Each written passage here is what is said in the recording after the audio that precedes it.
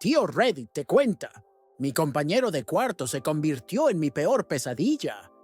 Me mudé a la gran ciudad para comenzar la carrera de medicina en la universidad más grande de mi país.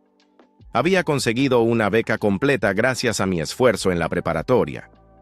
Al llegar a la ciudad, como es común en los chicos de mi edad, tenía fuertes limitantes económicas.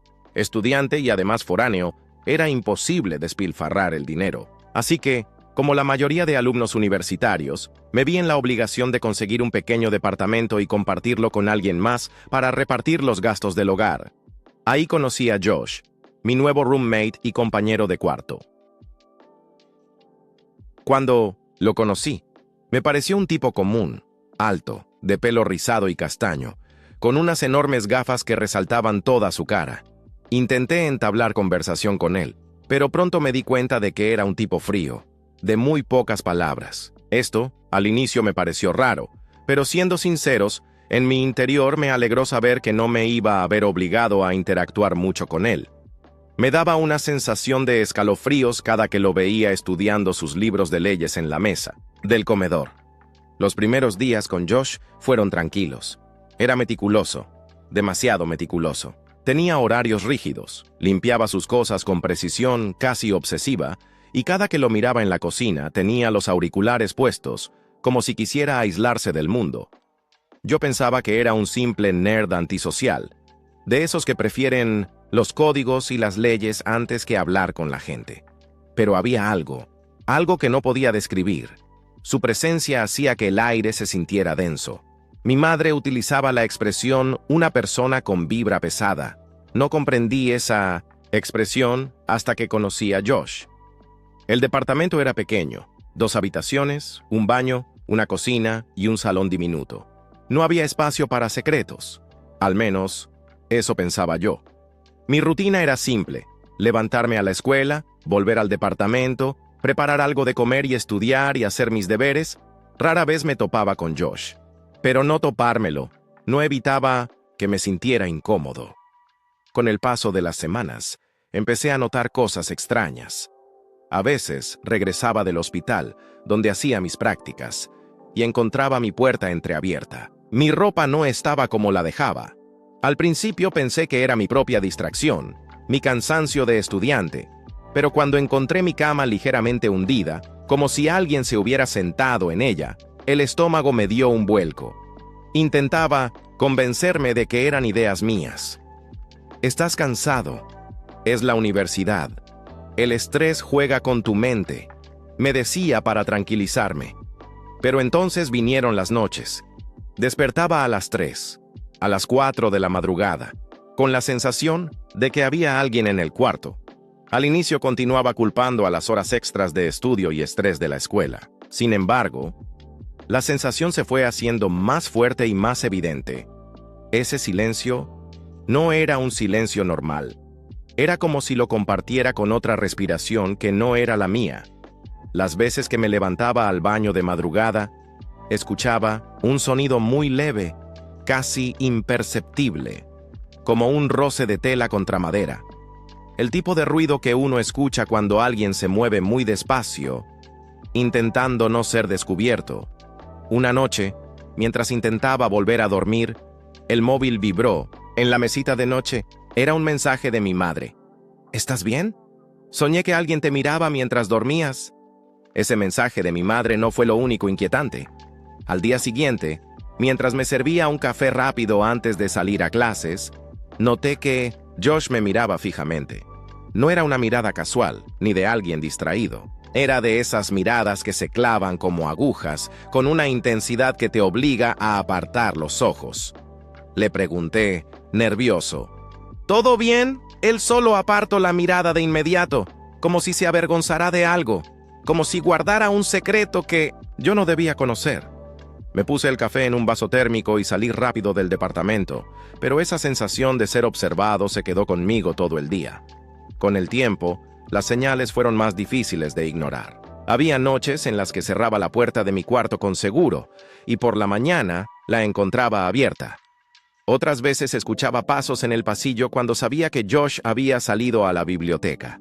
Una madrugada, el sonido fue distinto.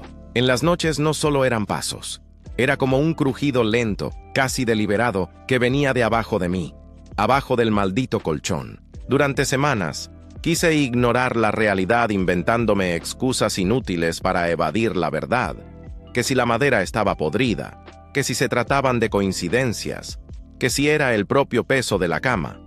Pero cada vez que escuchaba el crujir, bajo la cama contenía la respiración.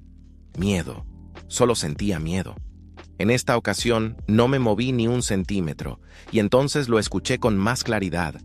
Una respiración, áspera y corta, justo debajo de mi cama, como de un animal salvaje. No quise mirar. El miedo me congeló. Mi corazón golpeaba tan fuerte que pensé que si alguien estaba ahí lo escucharía. Me giré hacia la pared y recé. Recé como no lo hacía desde niño. Después de todo, es un miedo que solo los niños tienen. El miedo al monstruo bajo la cama. Recé hasta que amaneció.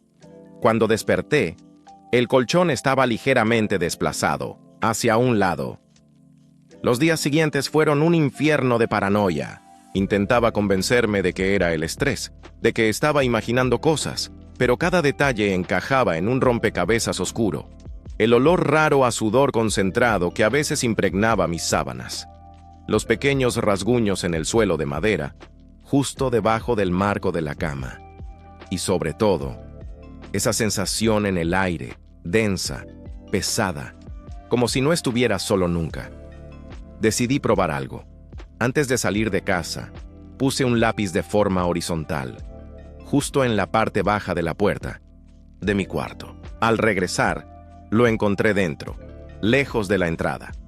Alguien había pasado. Esa misma noche, mientras dormía, el terror se confirmó. Eran casi las 3 de la mañana. Me despertó un frío extraño, como si el aire acondicionado estuviera al máximo, aunque no lo había encendido. Abrí los ojos y, en la penumbra, distinguí una silueta. 2 ojos brillando desde abajo de mi cama. No pestañeaban, me miraban fijo. No grité, no podía. La voz se me atoró en la garganta. Con el mínimo movimiento alcancé el celular en la mesita de noche. Encendí la linterna, apunté hacia el suelo.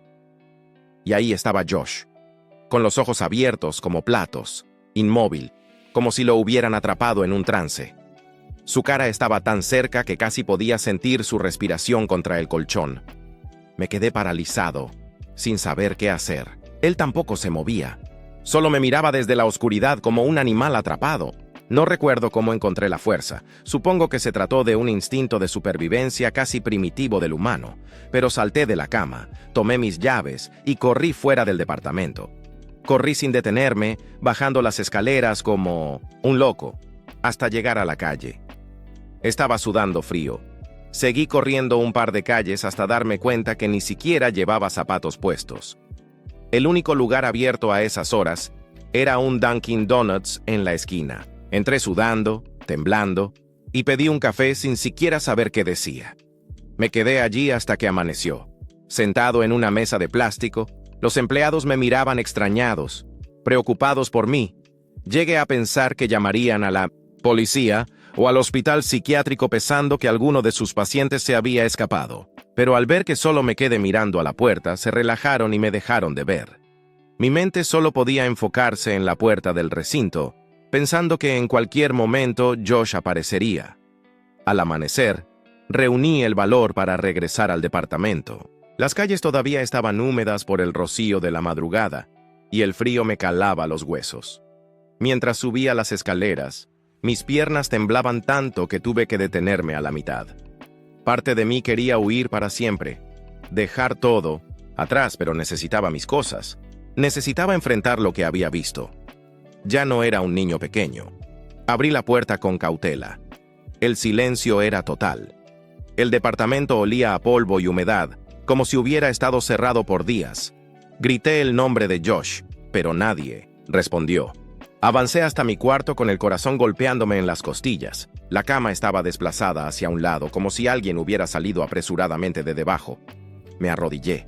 El miedo volvió a invadir mis huesos, pero agarré valor y miré con linterna. Vacío. Pero había algo más. Un cuaderno.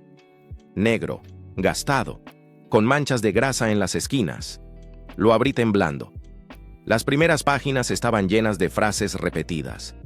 Quiero ser parte de su vida. Quiero entenderlo. Quiero estar cerca de él.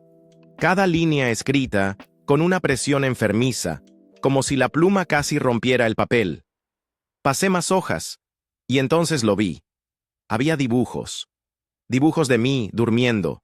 Detalles demasiado precisos, imposibles de inventar. La forma en la que dejaba el brazo colgando del borde de la cama, la camiseta arrugada que usaba siempre, hasta la posición de mi celular cargando en la mesita. Sentí náuseas. En las últimas páginas había algo peor. Una lista con fechas y horas. Eran las noches que me había despertado sobresaltado, las veces que sentí la respiración cerca, los momentos en los que juraba que no estaba solo. Él lo había documentado. Todo. Corrí directo a la comisaría más cercana, cuaderno en mano. Los oficiales me escucharon incrédulos, hasta que vieron las pruebas. Fueron a buscar a Josh, pero nunca lo encontraron. Había desaparecido como si se lo hubiera tragado la tierra. Quizás si compartí departamento con una especie de fantasma, quizás Josh realmente era un monstruo bajo la cama. Ya no sé qué pensar. Mi mente da vueltas. Solo quiero olvidar. Hoy, años después, sigo sin saber dónde está. A veces me convenzo de que se fue lejos, que nunca volveré a verlo. Pero en el fondo, cada vez que apago la luz de mi habitación, siento ese mismo escalofrío recorriendo mi espalda. Ese instinto animal que susurra que alguien me está mirando desde la oscuridad. Y aunque cambié de ciudad, de cama y hasta de vida, todavía me despierto algunas madrugadas, con el corazón acelerado, convencido de que Josh está de nuevo ahí abajo, esperando.